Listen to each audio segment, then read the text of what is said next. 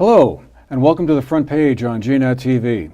I'm Andrew McKeever, the managing editor of the Manchester Journal. It's my pleasure to be your host today. And today it's also our pleasure to have with us a very special guest here in the studio, Lieutenant Governor Phil Scott. He's come down to visit us and talk about the issues facing Vermont. And of course, as you all know, I'm sure, Lieutenant Governor Scott is one of the two Republican candidates running for his party's nomination for governor. So, welcome, Mr. Lieutenant Governor. By way of introduction, not that one is probably necessary, Mr. Scott has served as Vermont's Lieutenant Governor for the past 3 terms since 2010. Before that, he served in the state Senate representing Washington County for 5 terms from the year 2000 to 2010. He's the owner of Du Bois Construction in Middlesex, Vermont, and is also a champion stock car racer as well, for those of you who didn't know that. Mr. Lieutenant Governor, great to have you with us today. A lot of issues facing the state as we head into 2016 and the campaign. And I'd like to start with one that I think, have made a sort of a signature issue for you, and that's the affordability crisis, as you've called it, that's facing Vermont's families. I wonder if you could tell us a little bit about what you mean by that phrase, and then how do we fix it? How do we make Vermont affordable? Well, I'll start with explaining what my concept is. And thank you very much for having me on. It's great to be here today, Andrew. And call me Phil, by the way, it's a lot easier. Right. When I became Lieutenant Governor, I decided that I wanted to stay in touch with Vermont. And so I'm a hands-on type of learner. It's easier for me to just live and breathe it rather than read about it.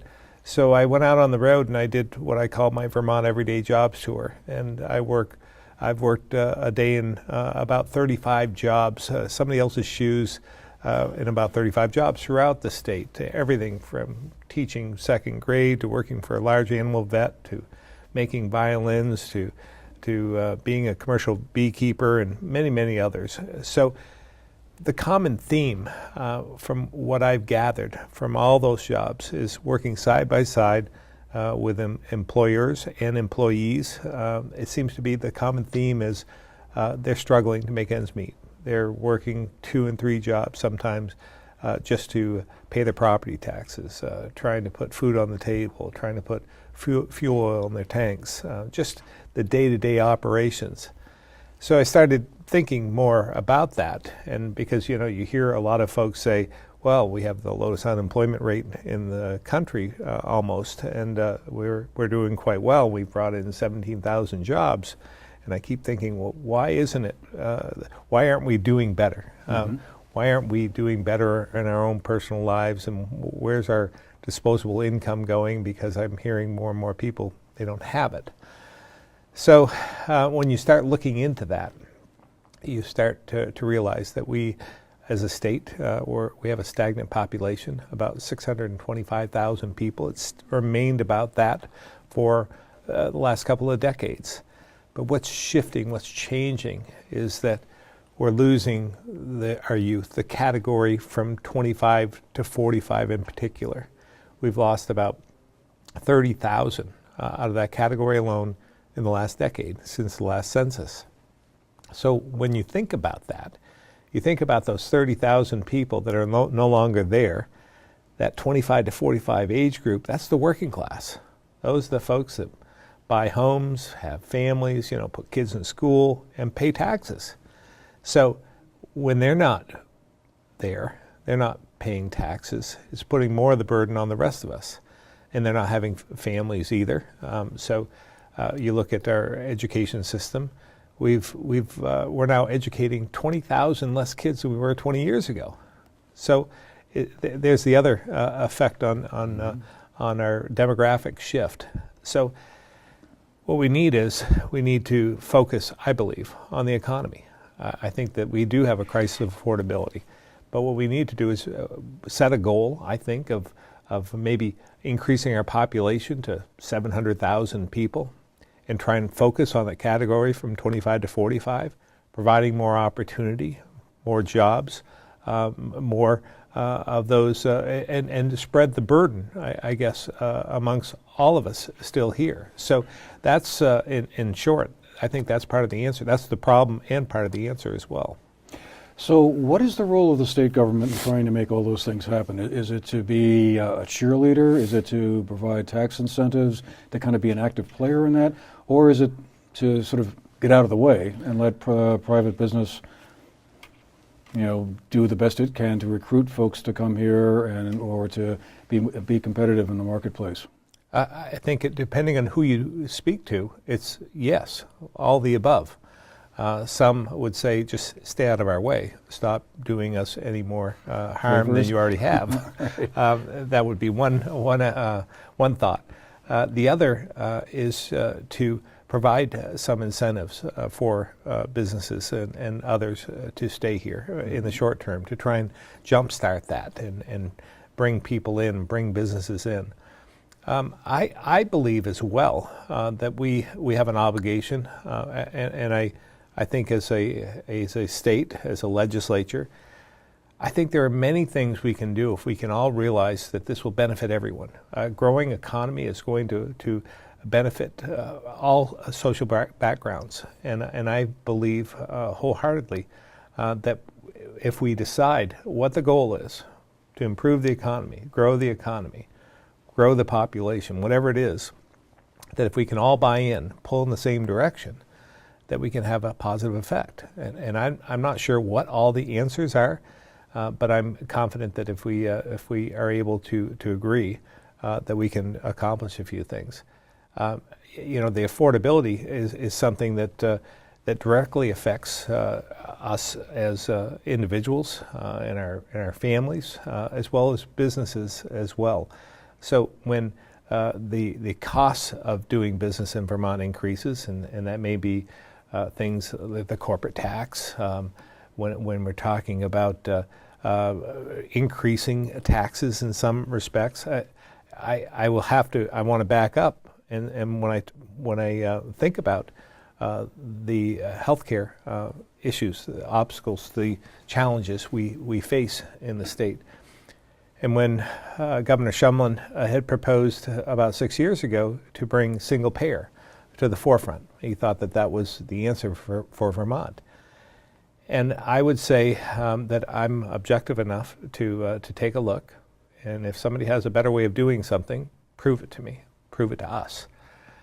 But I would also say that we need to do those things in a very short period of time, because I believe the conversation about single payer went on prolonged for about 5 or 6 years and was a detriment to our economy, because the businesses that I spoke to about coming to Vermont would always end with, after a series of questions about utility rates, taxes, property taxes, so forth, they would always end with, and what are you doing with your healthcare system? Because they were hearing some of the rumors about a 15, 16, 17, 18% payroll tax. So when they heard that and weren't sure where we were going with that, they hunkered down. Those that are still here didn't want to expand because they weren't sure if they were going to be competitive if that were to take place with other states and other regions, and from a global economy standpoint. And for those coming to land in Vermont, when we're encouraging them to give a look at Vermont, they thought better of that. They thought that, well, let's let the dust settle. Let's see what they're going to do before we move forward. So that prolonged conversation over a 5 or 6 year period was just that. It was we should have been able to get through it in about a year. And I feel the same way about this carbon tax proposal. It has the same smell and feel, because there's 35 legislators that signed on to that bill for a carbon tax, and I hear a lot of folks walking back on that now, saying maybe not now, but this is a multi-year conversation. And when I hear multi-year conversation now, it perks my ears up, and I think we don't need a multi-year conversation. We need to get through this or not have it at all, because I think that will have a ratcheting effect on the cost of living in Vermont, and that will bring it in the wrong direction, because we need to reduce the cost of living in Vermont, not increase it. And the carbon tax, if you're charging a tax on whether it's gas or diesel or propane or whatever carbon emitting fuel, they all have to charge more for their services. They have to charge more for their products. It just naturally will raise the cost of living in Vermont from my standpoint. Couldn't one make the argument, though, that now with gasoline prices at very low levels, relatively speaking, historically, now would be the perfect time to put in a modest tax? I know that 88 cents was the number widely quoted with the carbon tax. I'm not sure. I think that was intended to be phased in over a long period of time, not 88 cents all at once. But wouldn't it be a good time right now to have, like, let's say, a 5 or 10 cent gasoline tax to help pay for roads and bridges that need to be repaired, and to counteract whatever climate change the carbon tax idea was designed to counter? That's a separate conversation. Reinvesting in our infrastructure is something we need to do. Dealing with the tax on the usage of our roads and highways and our infrastructure is something that is going to have to change in time, whether it's going to be in the future, some sort of mileage tax.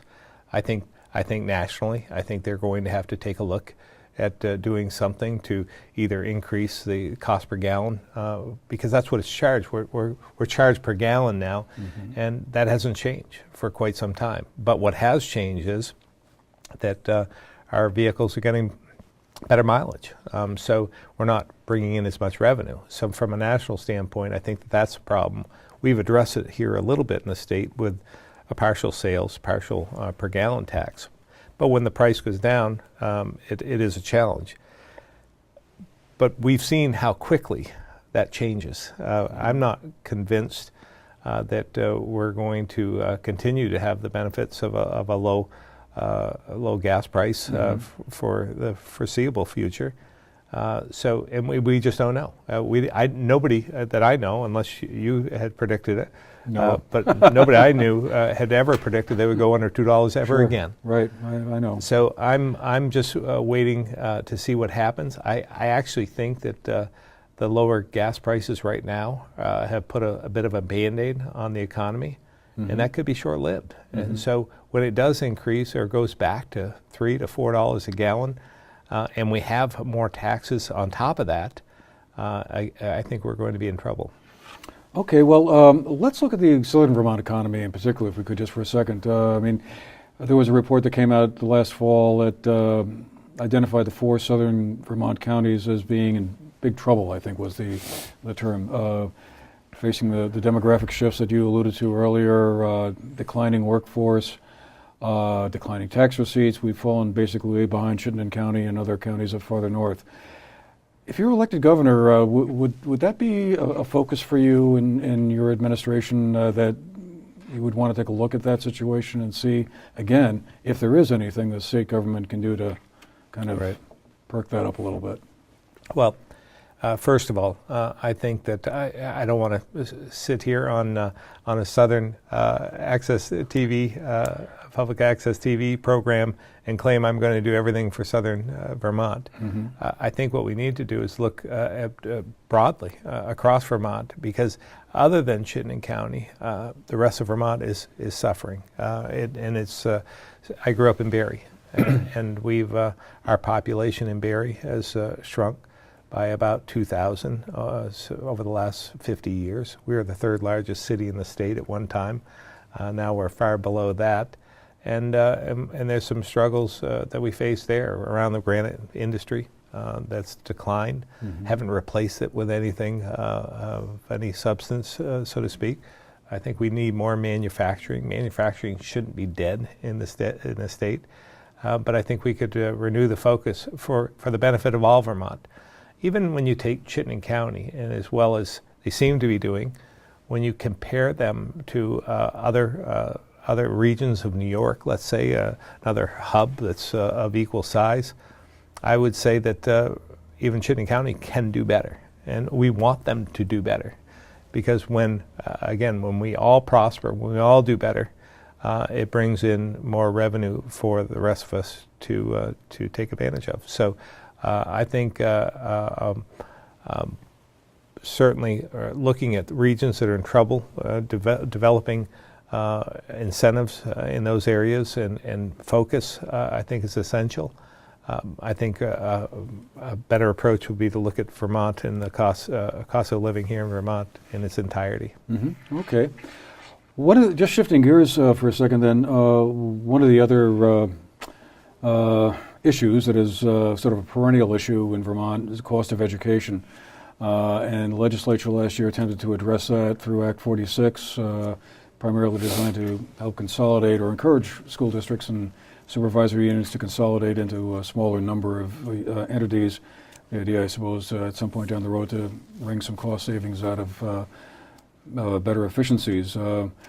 But the Act also contained a spending cap provision, which allowed school boards to raise their spending this year by certain fixed percentages. And I know that locally there's been some concern about that expressed. I've heard elsewhere around the state, I'm sure many other school districts are grappling with that same problem. I guess I'm just wondering, what is your stance on the spending cap question? I know the legislature right now, as we're talking here, is discussing whether or not to either repeal it or amend it in some way or another. But what was your feeling about the spending caps in particular, but Act 46 in general? Yeah, let's go back a little bit. For a number of years, as I alluded to, the affordability crisis that we face in Vermont is driven in large part to property taxes. And I think that Vermonters, for a number of elections, have been screaming for relief. And I would say that the legislature hasn't reacted accordingly. So when they finally took up some form of trying to address the issue with Act 46, I was encouraged.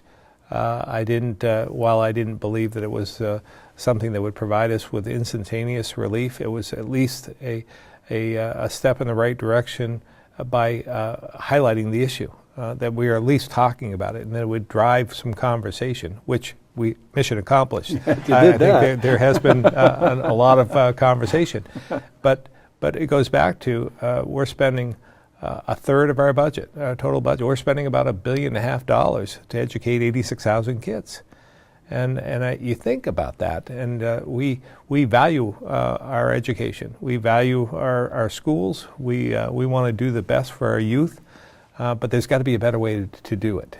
We've got to deliver a 21st century education in a much different way, and it may be more interactive learning, shared resources, many of the things that we need to do as state government as well, by the way, with healthcare and our exchange. I believe we should be working on a multi-state provision to spread the burden a little bit and work with other states of equal size or larger. I've got some ideas on that as well. But with this, the Act 46 was hurried in the last portions of the year. The first half of the biennium wasn't as well thought out as it should be. Even right now, as we speak, there's been a problem with the calculation that was made by the Agency of Education, which I'm not sure how it's going to, what's going to be the result of that. So I think we need to get that information first, because I'm not sure if it makes the problem worse or better. I'm sure that we're going to have to adjust the caps in some way. But I know from talking with Vermonters, they want some relief. They want to pay less, not more. Mm-hmm. So we're going to have to take a different approach, one way or the other. And taking a change is difficult. It's painful. But for us to survive, we're going to have to, again, contemplate doing something different in our approach to education.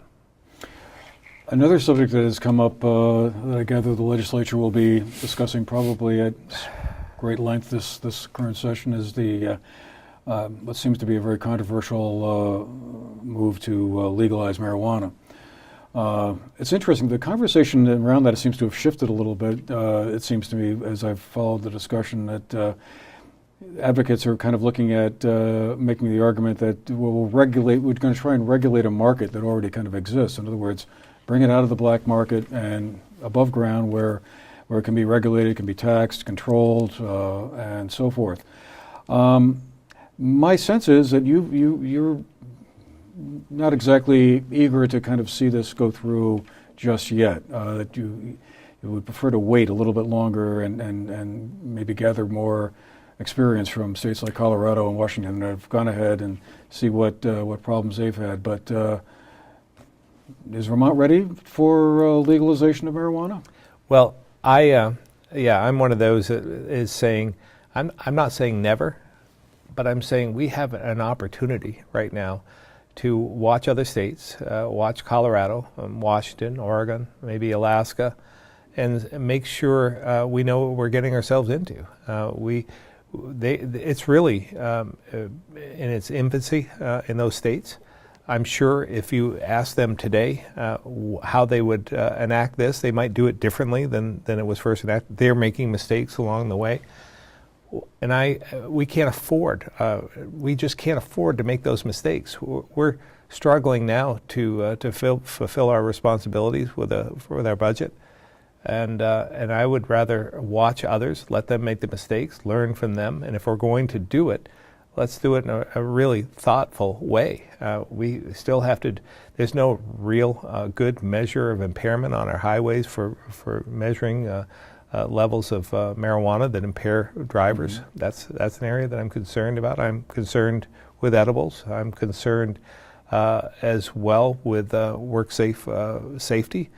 And I'm also concerned about our structure, creating another bureaucracy, growing that some way. How do we do that? How do we actually collect the tax? How do we do all that? And I have to say that while this may be one of those issues that is important to some, I think we should be focusing on the economy. I think we should be going back to the fundamentals, going back to the basics, trying to build a budget that we can afford, and trying to help with those issues rather than spend our time on the legalization issue when we can watch another state that's enacting it and living with it every day right now and learn from them. So mm-hmm. I again will say if it's inevitable, that's fine, but I just don't think it's immediate.